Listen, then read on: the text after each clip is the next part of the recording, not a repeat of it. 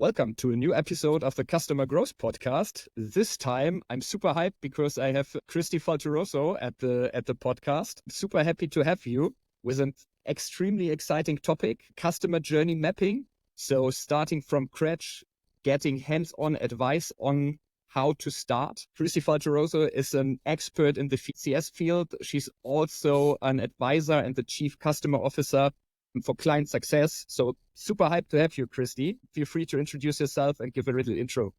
I'm so excited to be here, and I'm really excited about today's topic. This is one that's near and dear to my heart. But for those listening, thanks so much for having me here today. Christy Falteruso. I'm currently the Chief Customer Officer at Client Success. We are a customer success management platform. I've been doing this for about 12 years, where I've been building, scaling, and transforming customer success teams in B2B hypergrowth companies. So excited to share a little bit of my wisdom and my experience, and also some of my failures and learnings.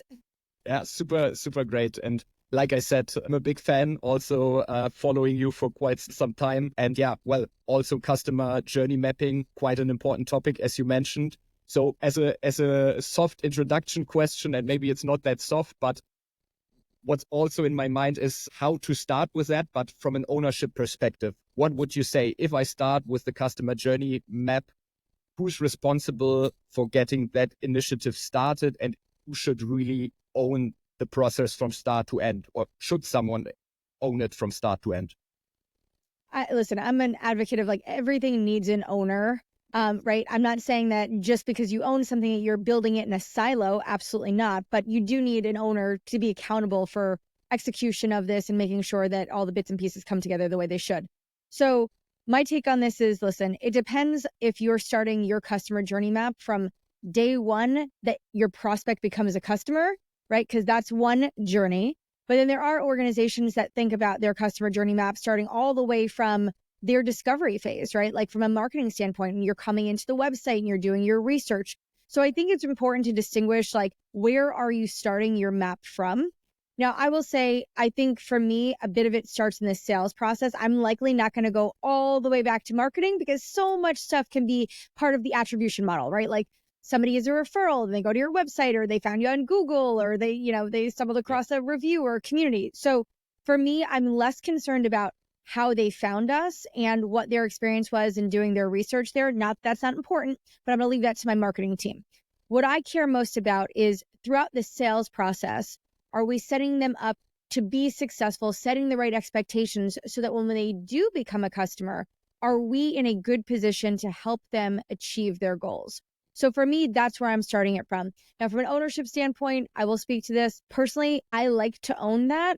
That doesn't mean that I am not working very closely with all of the cross-functional stakeholders to ensure this is a reality, right? I do need to work with marketing. I do need to work with sales. I do need to work with finance and product and engineering, right? There's so many, and obviously the customer success organization. And if you've got support and onboarding and professional services, every single team that touches the customer, I think, should be a part of this experience. So I think from an ownership standpoint, I own it. It's definitely a collaborative initiative though. Yeah, super good. I think I made the same experiences, and from your explanation and also how you frame it, you see maybe also why a lot of companies have trouble bringing that to life, because it's really complex and you can easily get lost in the process because so many teams involved, where to start, deep diving to which level into the information. So that's not the easiest one. And that's why the topic is really interesting for me, just from your experience to understand in our episode where to start, and obviously give also the audience a few hands-on quick wins tips how to start later on. But yeah, you mentioned one important point. I maybe want to deep dive a little bit deeper, because the understanding the value and the goal setting of the customer, and from there on you are kind of structuring the customer journey. And I think that's also a common topic now in the CS field. You hear that a lot, like value framework. So basically, as you own the customer journey, that's also how you would start, or how you start with your company, that you build the value framework and then structuring the customer journey based on that, correct? Yeah, so I think it's important to distinguish the fact that you could have a customer journey, and it could be a guiding framework of how you want to orchestrate your customers through the partnership. And then there's this idea of having these like kind of sub journeys that might be based around what your customers' goals or objectives are.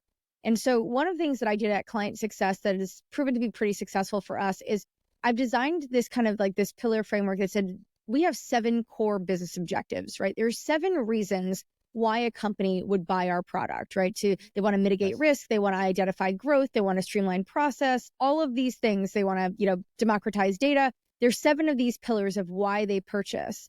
Now, that's not to say that all of my customers won't want to do all 7. Of course, any good organization will want all 7 of those to be a reality.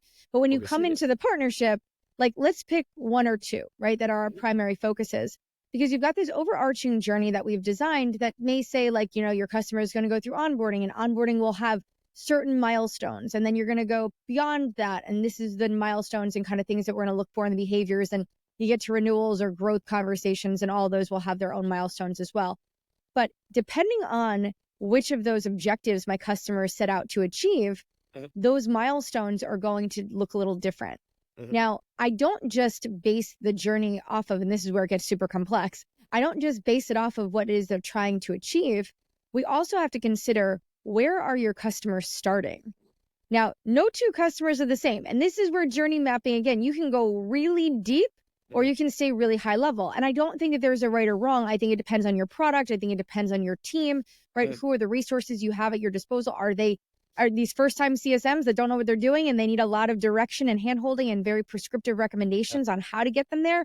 Or do you have professional executives who have been doing this forever and they know what to do, and you're just kind of creating these pillars and allowing them the creative liberties to go and orchestrate this the way they need to? So there's no right or wrong way to do it. You got to do what's best for your business. But this depth and complexity is where the variation is going to come from. And it's understanding what those milestones are and those important kind of goals along the way. That's going to help you understand if your customers are headed in the right direction. So this is where like the complexity and depth of building out something like this can go. Yeah, absolutely. Thanks for clarifying that. And that's definitely where it comes from. And maybe to really deep dive into the topic right now. So you mentioned there's an overall customer journey, and then you can break it down to several, let's call it sub journeys, as you mentioned, based on you have 7 values. For example, the companies I work with, it was 4 values. And then you have like the value framework and linked every step of the journey to certain touch points. So maybe let's start with the overall customer journey. Really basic. What are the stages and where do I start if I want to map that from your experience? So again, I'm going to give you like a big fat, it depends on here, because I built this out and I feel like in some companies I was like, oh, I have 5 stages, and others I'm like, oh, I have 4 stages. And I don't think that really matters. For me, I think what works now is that like I have 3, because what I have found is that the simpler, the better. So what I've broken it down to is you've got this kind of the stage around onboarding, which is going to be the most critical for us and our customers. And I think for a lot of organizations, they will agree that onboarding is a critical stage for them. Beyond that, I have this adoption, and then I have growth. And so I've built it down into those 3 stages. So onboarding is everything from our partnership kickoff, that first initial meeting. I've heard people refer to it as like meeting 0, whatever it is you call that initial conversation you're having before you jump into onboarding. Then obviously having onboarding orchestrated through whatever touch points and stages and the milestones, right? Like what are we looking for those customers to go and achieve? My middle kind of piece here, this adoption, just for lack of better words to use here, it's really about, are my customers achieving their goals? Are they driving towards these value pillars with the product over time beyond onboarding? And so we're going to look at things like, are they adopting it right? Are they using it? Are they seeing those outputs that they need to see? And then we get to a point of growth, that last stage for us. And this is everything that would happen as we are approaching the end of that contract lifecycle. Now, growth could also be upsells, cross-sells, expansions, all of that. And that could happen throughout the entire life cycle. So it's important to remember growth can happen when growth is going to happen, when it makes sense for your customers. But I kind of bucketed that other stage there, because what we find is that renewals, growth, all of those things happen kind of together for a lot of our customers, where you get to a certain point of value where your customers are like, this is great. We've been getting a ton from your product and from the partnership. We want to add on more users. We want to add on new modules. We want to sell this into a different department. And so that's kind of that growth bucket along with a retention play. Okay, great. So we have a general overview. I'm a big fan of that simplicity idea. So to not make it too complex and have 5 4, I don't know, but just go with the 3 and then you have everything included basically. Also quite aligned. Maybe it's also from a company and industry context different, but I think in 90% or even more, the onboarding is the most important step because you get a lot of traction and you're not getting in later stages a lot of trouble because you did not do the initial onboarding right, basically. So maybe to get a step deeper, like for the different stages, what would you say are like the key milestones in your opinion? What's most important if we go from onboarding to the adoption to the growth part? And maybe your answer is also, it depends kind of, but maybe you have like key milestones you're always following if you define that stages basically. So in the first stage of onboarding, we are looking for specific milestones that are tied back to those core objectives. So let's just say, for example, ours is they want to mitigate risk, right? Because again, client success, where I currently work, is a customer success management platform. So it's a platform for customer success teams. So in this case, they might be using it to say, we want to understand where risk exists in our book of business. And so that's a very common use case. We get it. A lot of companies that are starting out, like, just tell me where the risk is so we can go and mitigate it. So for us, onboarding, we're looking at things like, okay, did we create a health score? Do we have a plan around our Pulse product? Do we have all the data ingested, right? Have we had the team, are they like documenting and updating these things? So we have specific things that they're doing in the product. And then when we get to closer to the end of onboarding, like, has the team been properly trained and enabled on how to independently use this? And I use that word very intentionally because my team is here to guide, but we're here to help you understand how to implement this product and how to bring it into your organization. But at the end of the day, if you don't know how to use it by yourself without us, we've not been successful. So for us, we look at some of those key pillars. So every single kind of value pillar that we have has specific milestones. So if it's, we want to identify growth, great. Have we segmented out our customers? Do we know what products they're using? Are you able to identify which of those customers aren't using specific products that you want to target? Have we created some email campaigns to help facilitate and educate? Those would be the activities that we know that if our customers are doing those things, it is going to get them closer to value. So for us, it's very important to understand the direct activities correlation to value output. It's not about training and enable them on the platform in a broad sense. That's not helpful to my customers. If I show them every single piece of the product, sure, that's educational, it's not valuable. No, so what I want to make sure, and that's a big distinction to make there in onboarding. Absolutely. If I might jump in, sorry for interrupting, but that's exactly a super good point, and trying to understand how you map that, because you said every value basically you defined, the 7, let's call it key values you defined, and everything is bringing the customer closer to value they are expecting. How did you identify that? So you have the values, you have the steps attached to the certain stages of the customer journey, but like you said, there's like an interaction also for like retention, for like really mapping that. So I think that data plays also a big role into that. Maybe you have a little bit insights on how you started that process and what you tracked basically in there to follow up.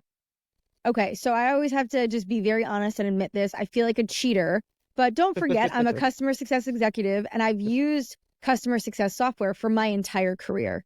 So when I was a CS leader, I used to have to go to my CFOs and CEOs and present to them business case of why I needed customer success software, right? I'm asking them to cut me a big check, and usually for multiple years. And so what I would do is I'd say, listen, this is why I need this. And these were my 7 use cases. And so even before I started working at client success, I already had this pillar framework of value because I had already been selling this to CEOs and CFOs. Okay. So I knew that these 7, it would work.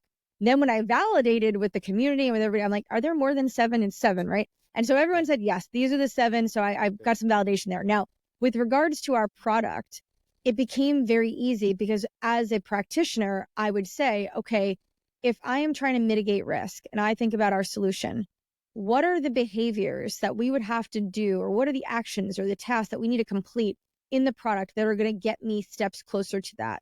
And so it became easy for me to map that out. Now, again, I say I'm a cheater because I use my own product. I am my customer effectively. Now, if you don't have the luxury of sitting in a role like I am, where you're the subject matter expert, what I would say is this is where you need to lean in to either experts in your organization or your customer base. Find the customers of yours that have been most successful with your product. Now, I do this all the time regardless. Maybe it's not for my journey mapping, but I am a huge advocate of bringing your customers into your design process. Because at the end of the day, we want to design things for them and with them. We want to make sure that we're designing things that they are actually going to find beneficial and valuable. What so many companies get wrong is they design things inside out, not outside in. And when you're designing it inside out, you're designing it with your business at the forefront of everything. So you're creating a box, so you're just creating a list of things that you're just box checking off, right? And they might serve your business well, but they're not the things that your customers need to do or see to see that intrinsic value. So it's like onboarding, for example, is a great example of this, because you see people that are like, oh, yep, you've gone through onboarding. You have to get it done in 8 weeks and you have to do these 7 things. And it's like, well, are those the 7 things that this customer needs to do, or why are those the 7 things? So I think it's really important that if you're not the subject matter expert, you go find a subject matter expert. I know everybody has one in their business somewhere. It's why, somebody created your product. So go find those people and spend some time mapping it out with them. So I'm very big advocate of do the research up front. We make so many assumptions about customers and what they should or could be doing. And at the end of the day, those assumptions are usually wrong. Yeah, that's a very good point. I think it's a good reminder for everyone to be more customer centric in these kind of journey mapping, because we are not doing it for us, we are doing it for the customer, and that the customer experience value faster or as fast as possible. So we don't lose anything there, but it needs to come probably bottom up, so to say. So involving the customer in that discussions. How would you do that? So do you work usually also from the customer side? Do you work with user groups, interviews? What would you suggest if someone is really new to that? How could they start to involve their customers more in these kind of processes? So I'm super scrappy. Okay. So what I do, honestly, I'm like, listen, I don't have an army of people helping me do my job. So what I do is I look at a diverse set of our customers, because at the end of the day, you don't want to just target happy customers or good customers. You don't want to just target your biggest customers. I would say definitely operate within your ICP. Do that. Be very cognizant of who is our ideal customer profile, because at the end of the day, what you don't want to do is you don't want to design something for the wrong customer profile. So if I know I'm not targeting SMB, I'm going to be targeting enterprise, I shouldn't be speaking to my SMB customers to design a framework for them. That's not helpful. I need to create for my ICP. So I would say start there. Who is your ICP? Then I would say identify a handful or so of customers who are willing to be a part of this process. Now, it's the same thing like identifying customers who want to be part of your product beta groups, right? You usually have a subset of customers who are eager to be part of the partnership. And that's true if you are a early stage company and you've got 5 customers, or if you're a kind of a later stage company, you've got thousands of customers. There's always a group of customers who want to be part of the partnership and brought in that way. So if you've got CSMs, lean into them and say, who are some great customers who you think have very strong opinions, who are thought leaders, who are forward looking, who have made good use of our solution, and then go and pull those in. You don't need 100. I'm very big on give me 5 to 20, depending on the project. If I need a lot of people's opinions, great, I might do 20. But if I have 5 people who are really smart, who get what I need to do, I'm going to do individual interviews. I'm going to do this on a one-to-one. I'm going to ask them questions. I'm going to present to them what I'm thinking. I want to go back and forth. I want to iterate on things. And then I might pull the group together when I have something more formal to present and say, hey, okay, here's what we're doing. Here's what we're building. How does this look? How does this feel? What are your thoughts? Where have I gotten it right? Where do you think that we're missing some things? And allow them to be part of the design, and then celebrate them. I'm big on that too. So I will just say, if you are tapping into your customers, it does not mean you need to go send them millions of dollars of gifts. If you have that, great, go send them gifts. If you do not have that, though, it's okay. What I love to do is I celebrate them in our community, put their pictures, their profiles, and I kind of call them out. And I'm like, we just designed this thing. Thank you to X, Y, and Z for their participation in this. And you just celebrate them, right? You honor your customers and you make sure that they're being acknowledged for their contributions. Pick your handful of customers, set up your interviews, make sure you're having those discussions, you're walking them through what you're doing, present it back in a smaller group, make sure that you're taking their advice and their feedback, put it into action, and then iterate. I cannot stress that enough. Nothing you do, I don't think it's exclusive to customer success. Nothing we do is one and done. Yeah, you need to go and iterate on it. So Make sure that you understand what are the KPIs that we can track to say, is this working or is this not working? Pay attention to those and iterate early and often. Yeah, very good. Both sides. So I like the simplicity again. So not making it super complex and trying to figure out which 100 customers I do need to tackle. Make it a smaller group, ideal customer profile, and then on the other hand, like iterate. So to have your KPIs in mind, iterate on the process and see where it goes. So with company stage, with everything, it probably will change. And it's like also from a customer journey, new product lines will come in, basically a lot of factors here. You don't have maybe in your first customer journey mapping in there, and then you need to basically adapt. So totally agree with that. Super, super good. So basically we went through the onboarding stage, also understood how it's linked to the different values you defined.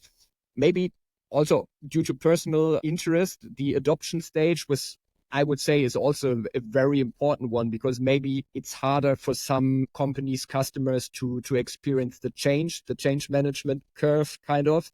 And what would you say is most important in this adoption phase to tackle and to bring in? So I will tell you, because you nailed it, right? Change is hard. Nobody likes change.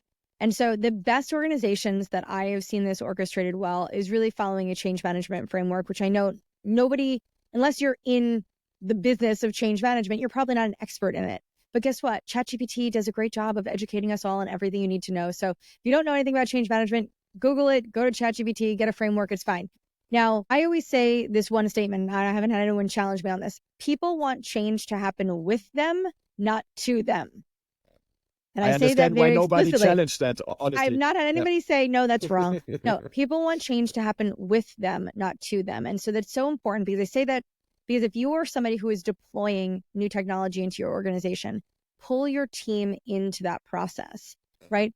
Find the people who are influential, find the people that like this type of project or whatever it is that the initiative that you're working on, pull them into it, design it with them in mind, roll it out with them, allow there to be certain like people that are those kind of like, I would say like cheerleaders is not the right word, but you're like ambassadors who are helping to facilitate this throughout the organization. Watch and monitor this. So I would say go through a good change management framework. Now, once you get beyond onboarding, this is where things get a little tricky, because you could have the best onboarding ever, right? Everything is configured great. You did all the trainings, you checked all the boxes. It's great. We're set up for success. Then all of a sudden, the platform doesn't get adopted. They're not seeing value. Something's wrong. It's not working. You've got to figure out again. Now, once you get beyond onboarding, what are those KPIs that you need to be monitoring for your customer, right? So what are those behaviors? And I always say, my customers, you either behave like a good customer or a bad customer. And that's how I actually even designed my health score. It's like, are you good or are you bad? And not because of other things, but like, are you behaving the right way? Your behaviors tell me everything. At the end of the day, if your customers are not using your product, I don't care how happy they are, they're not getting value. You can't get value from something you're not using, right? If I bought a car to go take me here and there, but I never drove the car, it's not providing me any value. I have it, cool, sit in the driveway. So I stress that, because throughout that adoption stage, you've got to be very specific about what are the things and the behaviors that we're looking for. So it could be adoption, it could be usage, it could be certain milestones of achievement. I've seen folks that like work in, a MarTech company, right? And so for them, let's just say you're sending out email marketing. Well, guess what? If your customer is not sending out email campaigns, it's probably indicative that they're not getting a lot of value from it, right? Or if they're not sending it to all of their customers, they're not seeing an ROI, or it's not converting.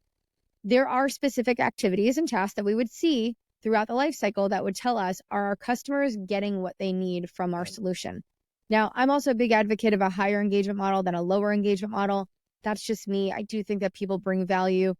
The right people doing the right things bring value. I guess I should be more specific. But for me, I do like our team to still be very engaged with our customers over a period of time. That does not mean you need to speak with them weekly. Does not mean you need to speak with them daily. But you need to have some cadence of engagement that allows you as an individual to bring more value to your customers. Because at the end of the day, your customers don't know what they don't know. And your product is changing. The industry is changing. Their landscape, their competitive market, all of these things are changing in front of them.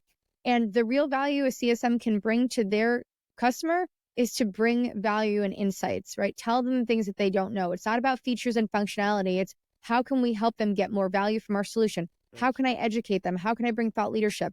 So for me, I love that my team stays very engaged with our customers throughout that, because we find that those conversations, that dialogue, oftentimes helps them think differently about how they can be using and adopting our product to help them achieve their goals. Not every product is straightforward. I always say, I love Calendly because of the simplicity of it. I'll never have to talk to a Calendly CSM to know how to use it and to adopt it into my business. But not every product is going to be like that, right? We're going to see 100%, different levels of complexity. Yeah, true. Right? Like, so you have to make sure that as a team and as an organization, you're finding ways to ensure that your customers understand what to do, how to do it, and how to get more value. And you can do that through one-to-many campaigns. You can do that through webinars and education and universities and boot camps and all these things. You don't have to do it one-to-one. My preference is one-to-one where we can do it, but I understand that at scale, listen, that doesn't work. So how are you continuing to manage to those KPIs and to keep them up to date on all the things that are changing in their ecosystem? Yeah, very, very, very good one. So that would be actually a next question from my end, but you mentioned that because it's like for the enterprise segment, sure, there's a lot of one-on-one interaction. You maybe have your success plan. You have basically, I don't know if monthly, quarterly, whatsoever, but your reviews, your goal setting, you track that really tight. But then how do you translate that to the more SMB segment? But you mentioned that there are certain possibilities like webinars, one-to-many office hours, you can basically use and follow your KPIs you set.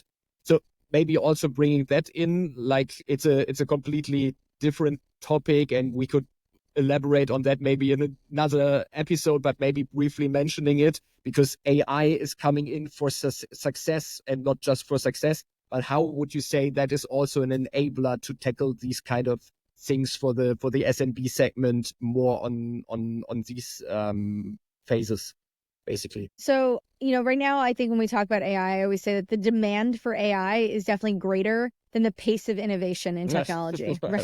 So I think that's the reality of where we are today. Is that where we're going? No, eventually technology will catch up. But where we are today is that people want AI to do so many cool things for them. And I think we're waiting for technology to enable and empower us to do the things that we know it can and should do.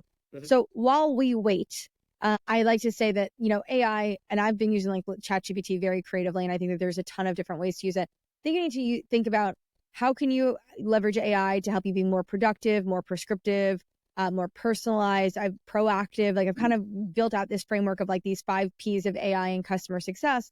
And as you're thinking about it from a scaled standpoint, you should no longer be writing emails. You should no longer be doing analysis. Although we want to anonymize data as we put it into ChatGPT or any of these things, it's very easy to replace customer name with letter A, customer name, letter B, right? Like you can easily anonymize data so that way you have the kind of tricky situations. But if you've got a platform that isn't helping you analyze and tell you what to do and how to do it, export raw data, import it into ChatGPT, use that and create a very cool prompt and get those insights to figure out what to do, how to do it, when to do it.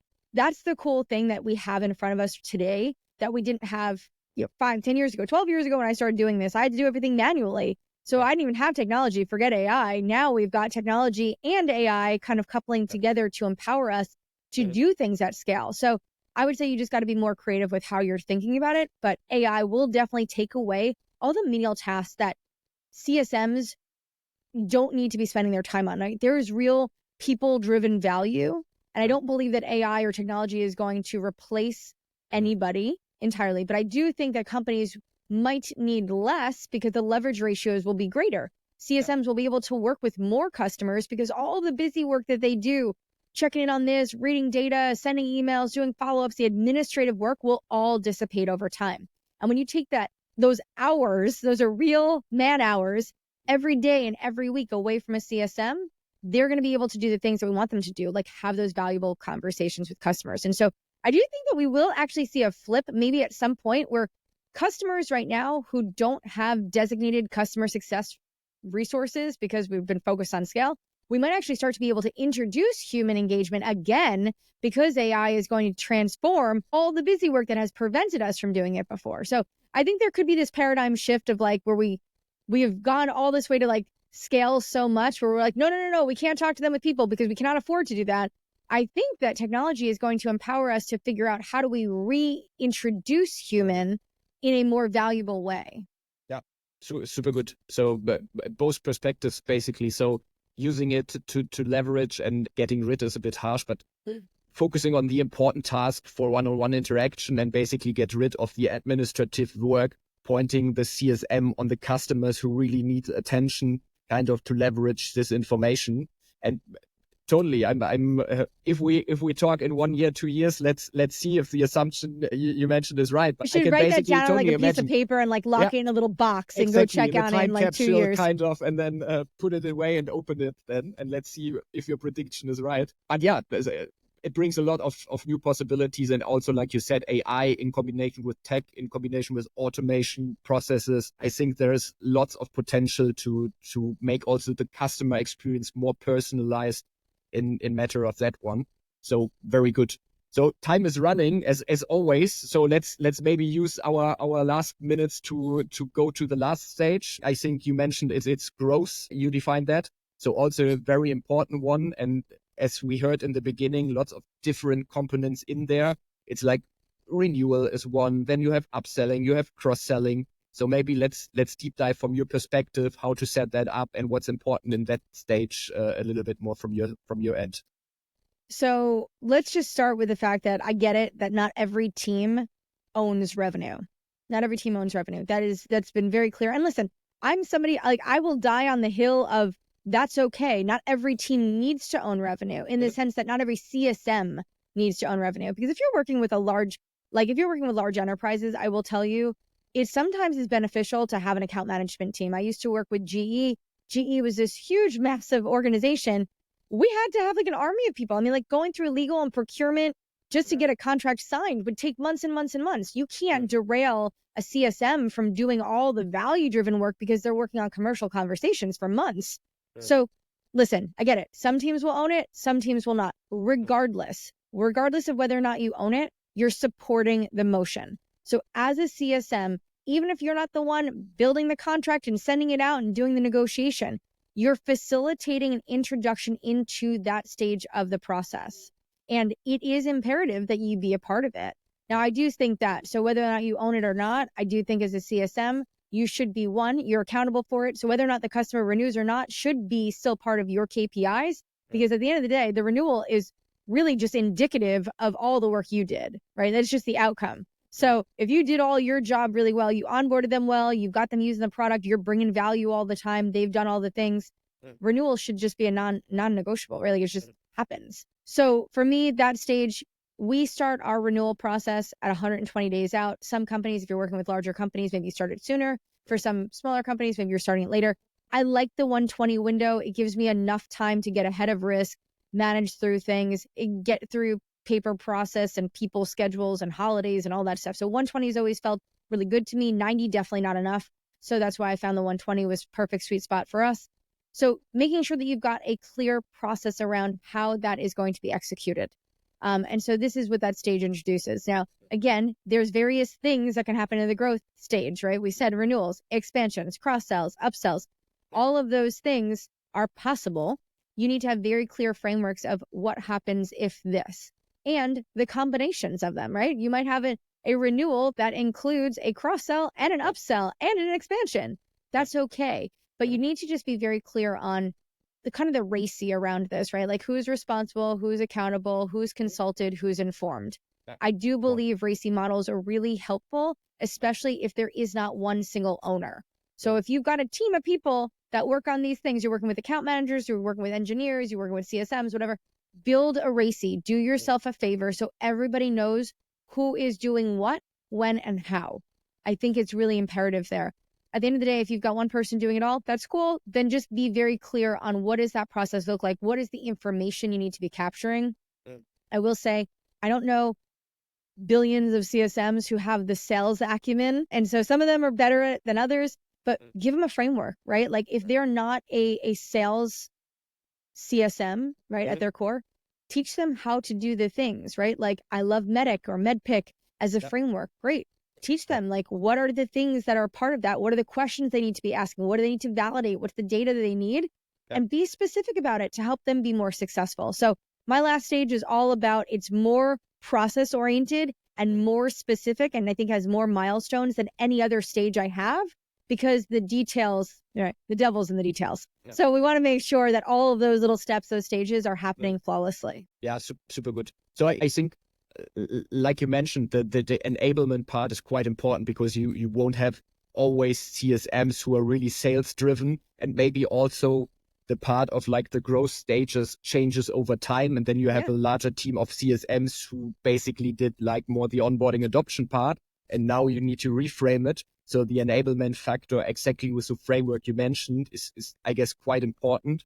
And also I like the idea of a setup stage for like renewal, for example. Like I'm used to working with the 120 days as well.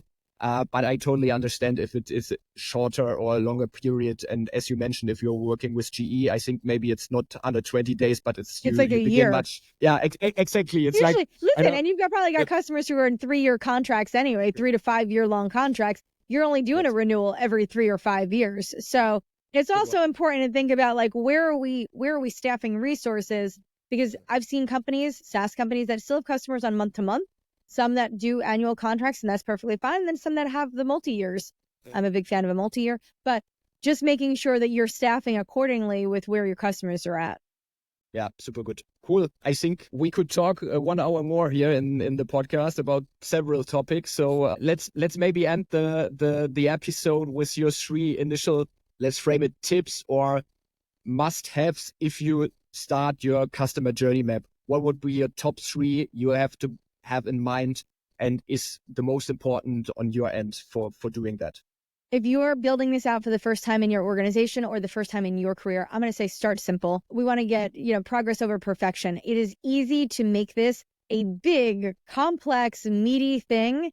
Start small. So if you have nothing in place today, remember something is better than nothing. The second thing is make sure that you're pulling in cross-functional teams. It does not matter that you are the customer success leader or owner or whatever your title is. You cannot be successful without your peers. Bring them into the process. And the third piece of advice, bring your customers along for it. I promise you, even if it is just to validate what you've built and you don't want to bring them in at the beginning, bring them in at the end. Involving your customers will, though, confirm that you are building this customer-centrically. So that would be my 3 pieces of advice to you if you're getting started on building this out. Great. Thank you very much. I think that's an amazing end to a great episode. Thanks for being my guest and taking the time. And hopefully we will have in 2 years' time an episode to elaborate on your time capsule thing. So we see if the prediction was right. But thanks for being here, Christy. It was a big pleasure. Thank you so much. This was a lot of fun.